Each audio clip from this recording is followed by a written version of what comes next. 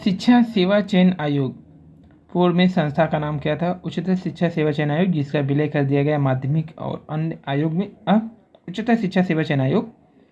Assistant professor भर्ती परीक्षा 2022 का जो फॉर्म भराया गया था, सामान्य ज्ञान का ये पेपर है। प्रैक्टिस सेट नंबर 6 है। कुल 30 जीएस क्वेश्चन 100 प्रश्न में आते हैं असिस्टेंट प्रोफेसर में। 70 आपके सब्जेक्ट, 30 आपके पेपर 1 जीएस से आते हैं। नीचे 2 कथन दिए गए हैं। माध्यमिक शिक्षा में सुधार। माध्यमिक शिक्षा में सुधार के लिए अति महत्वपूर्ण आधार था। यह विचार कलकत्ता विश्वविद्यालय आयोग का था। माध्यमिक शिक्षा में सुधार। माध्यमिक शिक्षा में सुधार के लिए अति महत्वपूर्ण था। यह विचार कलकत्ता विश्वविद्यालय का था। कलकत्ता विश्वविद्यालय आयोग ने सभी विषयों को पढ़ाने के लिए इंटरमीडिएट कॉलेज में मातृभाषा के उपयोग की अनुशंसा किया था। अब इसमें क्या है, 1 और 2 दोनों गलत हैं कि 1 2 दोनों सही है? 1 सही है, 2 सही है, तो इसमें 1 और 2 दोनों गलत हैं। तो कलकत्ता कमीशन के अनुसार माध्यमिक शिक्षा में सुधार विश्वविद्यालय शिक्षा में सुधार के लिए महत्वपूर्ण है। माध्यमिक शिक्षा में सुधार विश्वविद्यालय शिक्षा में सुधार के लिए महत्वपूर्ण है, तो इस हिसाब से ये गलत हो गया। दूसरा है, कलकत्ता विश्वविद्यालय आयोग ने माध्यमिक विद्यालय में शिक्षा के माध्यम से मातृभाषा की सिफारिश की थी। तो सभी विषय को पढ़ाने के लिए नहीं, बल्कि माध्यमिक विद्यालयों में शिक्षा के माध्यम के रूप में मातृभाषा के उपयोग की सिफारिश की थी। तो ये इंटर कॉलेज लिख दिया है, यही गलत है। माध्यमिक विद्यालयों में, तो यहाँ पे 1 और 2 दोनों गलत हो गए। क्वेश्चन नंबर 2, शिक्षा का स्तर जो उच्च कोटि के चिंतन कौशल प्रयोग की मांग करता है वह कौन सा है? विमर्शक स्तर शिक्षण। क्वेश्चन नंबर 3 है, G20 सम्मेलन के भारत का नया शेरपा किसे चुना गया है? तो ये चुना गया था अमिताभ कांत को। क्वेश्चन नंबर 3, ये पूर्व सीओ है। स्टार्स परियोजना किस मंत्रालय से संबंधित है? तो ये संबंधित है शिक्षा मंत्रालय से। स्टार्स, STARS यानी straightening teaching learning and result for status, शिक्षा मंत्रालय के तहत एक केंद्र प्रायोजित योजना है। स्टार्स का लक्ष्य 6 राज्यों, इसमें है 6 राज्य, कौन कौन?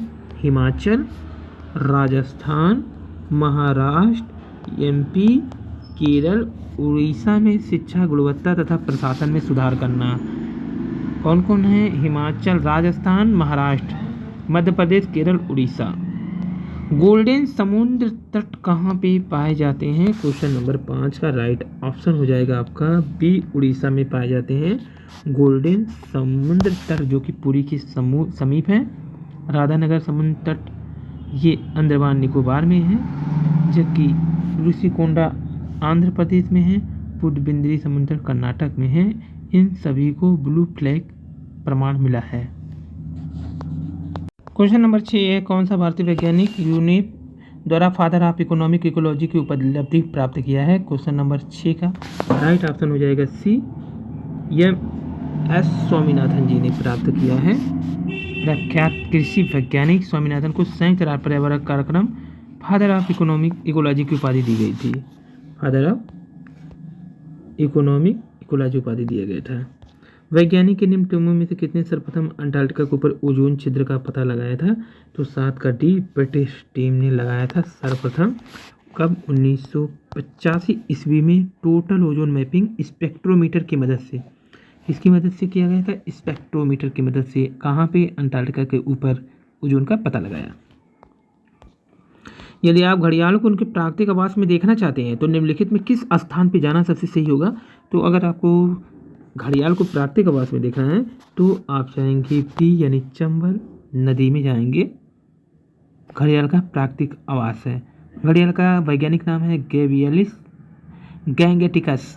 घड़ियालों की ज़्यादा संख्या भारत में चंबल नदी एवं गिरवा नदी में है। चंबल और गिरवा नदी। क्वेश्चन नंबर 9 है, निम्नलिखित घटनाओं को उनको प्रारंभ के कालक्रम में व्यवस्थित कीजिए। तो अगर व्यवस्थित करना होगा सबसे पहले कौन आ जाएगा? वन्य जीव संरक्षण अधिनियम। ये कब आया था? 1972। फिर है जैव विविधता अधिनियम, कब आया था? 2002। Project tiger 1973। प्रोजेक्ट हाथी 1992 में। तो ये घटनाएं हो गई। वन्यजीव संरक्षण 1972, जैव विविधता 2002, प्रोजेक्ट टाइगर 1973 और प्रोजेक्ट हाथी 1992।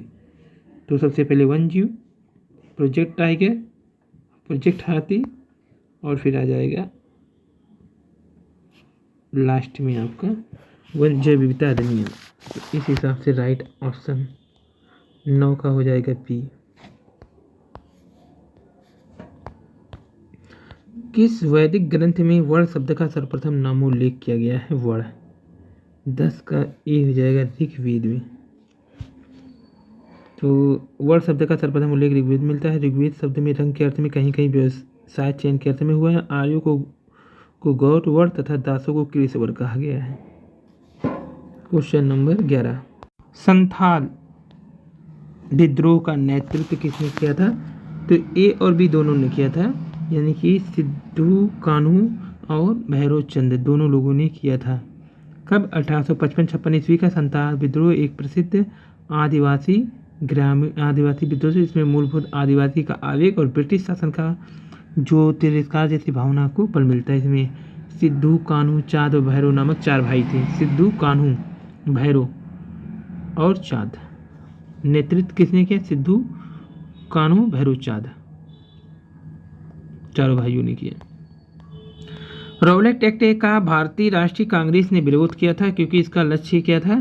तो इसका लक्ष्य था वैयक्तिक स्वतंत्रता को सीमित करना, क्योंकि 1919 में केंद्रीय विधान परिषद में पास हो गया था। रॉलेट एक्ट 1919 में पास हुआ था, जिसके अनुसार अंग्रेजी सरकार जिसको जब चाहे बिना मुकदमा चलाए जेल में बंद रखती थी, इसी वैयक्तिक स्वतंत्रता को सीमित करना चाहती थी।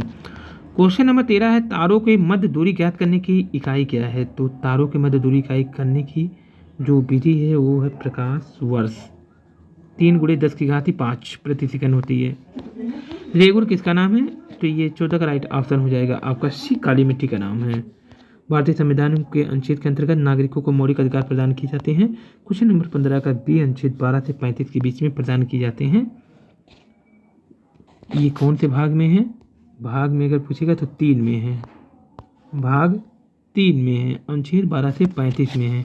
कुल अधिकार कितने हो गए? 6 हो गए। निम्न में किस एक की अध्यक्षता में किस एक की अध्यक्षता यह करता है जो उसका सदस्य नहीं होता है? तो ये तो राज्यसभा हो जाएगा, उपराष्ट्रपति। 16 number right option C. Question number 17, Bharat के प्रथम मुख्य निर्वाचन आयुक्त सुकुमार सेन थे, सही है। भारत की पहली महिला मुख्य निर्वाचन आयुक्त रमा देवी थी, ये भी सही है। भारत के मुख्य निर्वाचन आयुक्त सुकुमार सेन थे, 21 मार्च 1950 से 19 दिसंबर 1958 तक थे ये। भारत के प्रथम और अब तक की एकमात्र महिला मुख्य निर्वाचन वी.एस. रमा देवी थी। वी.एस. रमा देवी, जो उनका कार्यकाल 1990 था, 26 नवंबर से 11 दिसंबर, छोटा कार्यकाल था। ये दोनों सही है। उत्तर प्रदेश में सर्वाधिक प्रतिशत कर्मचारी कहाँ पे नियोजित हैं? क्वेश्चन नंबर 18 का ए हो जाएगा, कृषि क्षेत्र में नियोजित है। भारत में अधिकांश बेरोजगारी कैसी है? तो ये होती है संघर्ष संबंधित, क्योंकि भारत में विकासशील और अल्प देशों में विकसित देशों में जो पाई जाने वाली अधिकांश बेरोजगारी संरचनात्मक होती है। तो भारत सहित विकासशील देश और अल्प विकसित देशों में संरचनात्मक होती है। संरचनात्मक बेरोजगारी का मुख्य कारण व्यक्तियों में बेरोजगार के अनुरूप कौशल का न पाया जाना होता है। अर्थव्यवस्था के ढांचे पिछड़ापन, सीमित पूंजी उपलब्धता, श्रम का बाहुल आदि भी संरचनात्मक के लिए जिम्मेदार होते हैं। 19 का राइट ऑप्शन डी हो जाएगा, संरचनात्मक होगा यहाँ पे। तो भारत में अधिकांश बेरोजगारी संरचनात्मक होती है, ऑप्शन यहाँ पे गलत दिया था।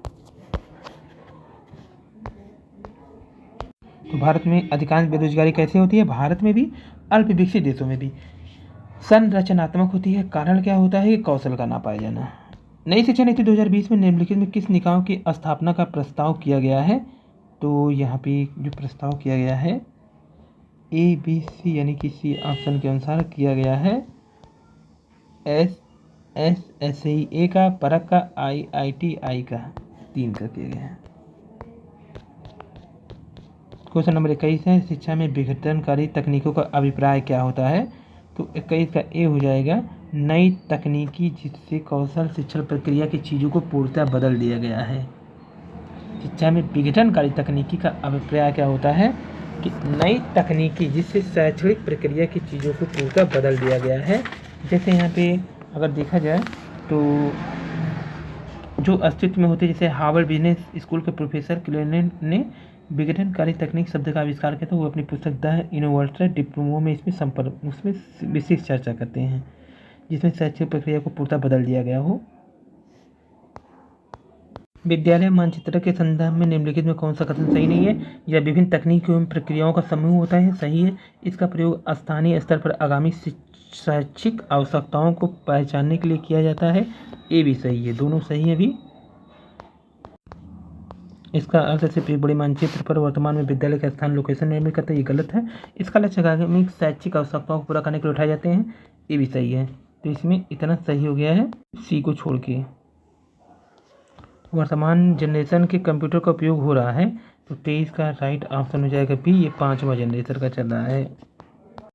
24 है, मेमोरी पर निम्न में से किसके लिए प्रयुक्त किया जाता है? तो 24 का राइट ऑप्शन सी हो जाएगा, स्टोरेज के लिए किया जाता है। कैश लॉक की को टॉगल क्यों कहते हैं? कैश लॉक की को टॉगल की क्यों कहते हैं? तो इसको इसलिए कहा जाता है क्योंकि हर बार प्रेस करने पर इसका फंक्शन आगे पीछे होता रहता है, इसीलिए कैप्स लॉक को टॉगल भी कहा जाता है। और क्वेश्चन नंबर 26, वर्ष 2022 में संपन्न 11वीं राष्ट्रीय आइस हॉकी प्रतियोगी चैंपियन 2022 का खिताब किसने जीता है? ITBP ने। क्वेश्चन नंबर 27 है, वर्ष 2022 में मालदीव सरकार ने किस पूर्व भारतीय क्रिकेटर को मालदीव स्पोर्ट्स अवार्ड 2022 में प्रतिष्ठित स्पोर्ट्स आइकन पुरस्कार से सम्मानित किया? तो यहाँ पे सुरेश रैना को सम्मानित किया है। 27 का सी। 28 का ईमेल अटैचमेंट क्या होता है? 28 का बी होता है, जिसमें दूसरे प्रोग्राम को एक अलग डॉक्यूमेंट जो ईमेल मैसेज के साथ भेजा जाता है, दूसरे प्रोग्राम को एक अलग डॉक्यूमेंट मैसेज के साथ भेजा जाता है, दूसरे प्रोग्राम को एक अलग डॉक्यूमेंट जो ईमेल मैसेज के साथ भेजा जाता है, उसी बोलते हैं ईमेल अटैचमेंट। राष्ट्रमंडल खेल 2022 में भारत के लिए पहला स्वर्ण पदक किसने जीता था? तो भारत के लिए पहला पदक, चाहे जो पदक हो, 29 का ऑप्शन सी है, संकेत महादेव सरगर ने। अंतिम क्वेश्चन है, 2022 में दुनिया के सबसे बड़े इलेक्ट्रॉनिक 3PL निर्माण प्लांट को कहाँ स्थापित करने की घोषणा की गई है? 30 का राइट ऑप्शन भी तेलंगाना में। ये था आपका पेपर।